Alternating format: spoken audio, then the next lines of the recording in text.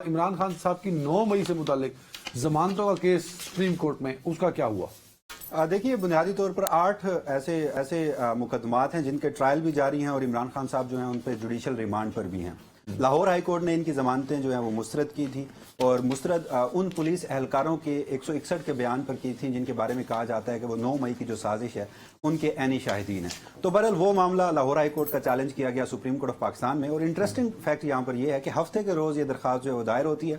سوموار یعنی کہ گزشتہ روز اس پر نمبر الاٹ ہوتا ہے ہمارے ذرائع کے مطابق، اور پھر حیران کن طور پر آج کے روز وہ سماعت کے لیے مقرر ہو جاتی ہے۔ اب اس ساری صورتحال میں گزشتہ روز ہی یہ سوالات کھڑے ہو گئے تھے کہ چونکہ عمران خان صاحب کے جو وکیل ہیں سلمان صفدر صاحب، وہ اس وقت بیرون ملک ہیں اور وہ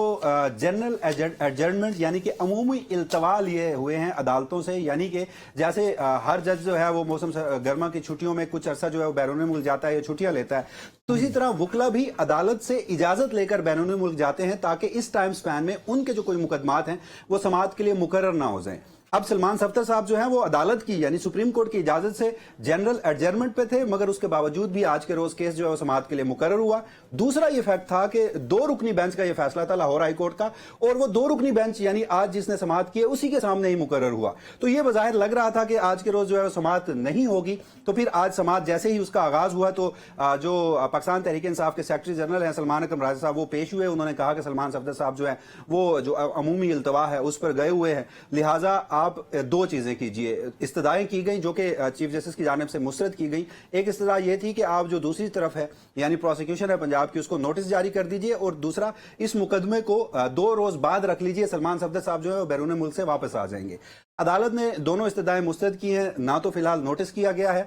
سماعت جو ہے وہ پھر 12 اگست تک ملتوی کی گئی تھی، اور اس کے بعد پھر ایک ڈیولپمنٹ یہ ہوئی کہ جو 2 رکنی بینچ تھا وہ تبدیل کر دیا گیا، اب ایک 3 رکنی بینچ بنایا گیا ہے، اور یہ 12 اگست کو دوبارہ اس کیس کی سماعت جو ہے وہ کرے گا۔ تو مطلب وہ استدعا مان لی گئی نہیں ادر ورڈز کے ان کو؟ نہیں، دیکھیے نوٹس ہوتے ہیں، پہلی سماعت پہ عموماً نوٹسز ہوتے ہیں۔ اب وہ جو نوٹسز آج استدعا کی گئی تھی وہ اگر ہوئے تو پھر وہ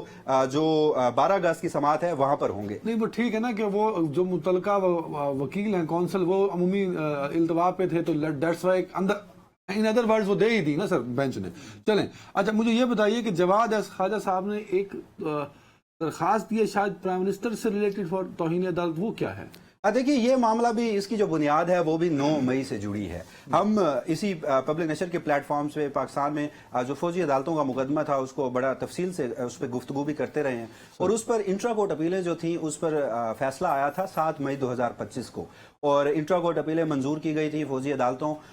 کو الاؤ کیا گیا تھا، مگر ساتھ ہی اس آئینی بینچ نے جو کہ 7 رکنی آئینی بینچ تھا، 5-2 کی اکثریت سے یہ فیصلہ سنایا گیا تھا، اس میں وفاقی حکومت کو یہ 7 حکم بھی جاری کیا تھا کہ آرمی ایکٹ 1952 کی جو دفعہ جو سیکشن ہے 133B اس میں ترمیم کرے، یعنی کہ اس وقت اگر ہم بات کریں تو آرمی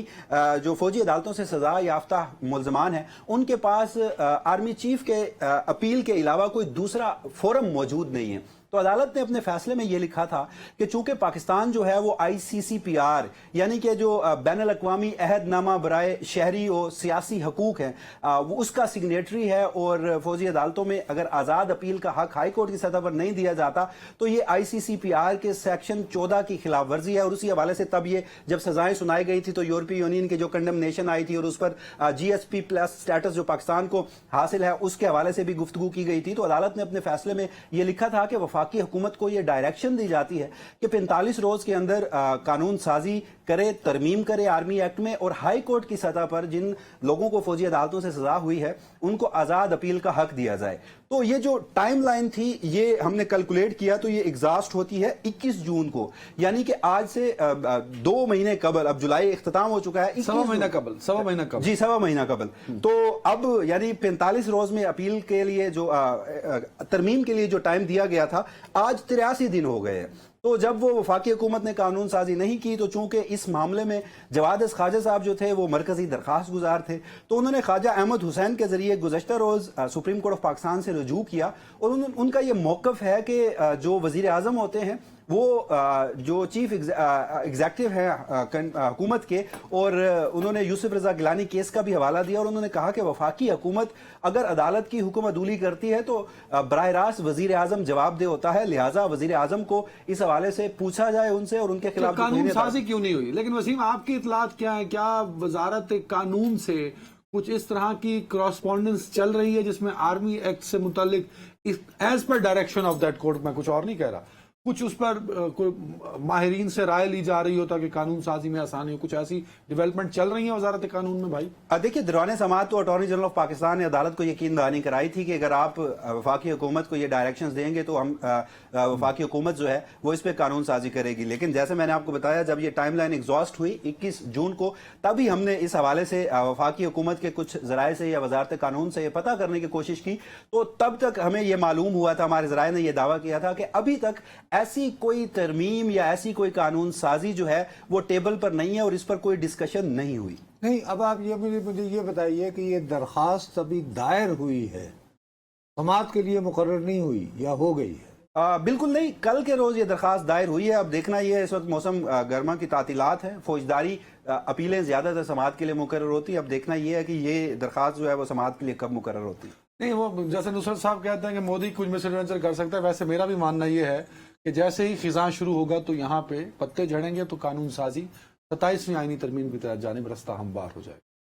तो उसके लिए सारी चीजें 4 अगस्त को तो कौमी असेंबली का इजलास बुला लिया गया है, तो वो कह रहे हैं वो शेड्यूल के मुताबिक। वसीम ये कह रहा है कि वजारत कानून में ऐसी कोई हलचल नहीं है। मैं 21 जून के हवाले से आपको आगाह कर रहा हूँ, लेटेस्ट इस हवाले से हमने अभी अच्छा चलें, दिस इज द टास्क भाई, कोशिश कीजिएगा कि वजारत कानून में कुछ गैर मुतलका लोगों का आना जाना शुरू हुआ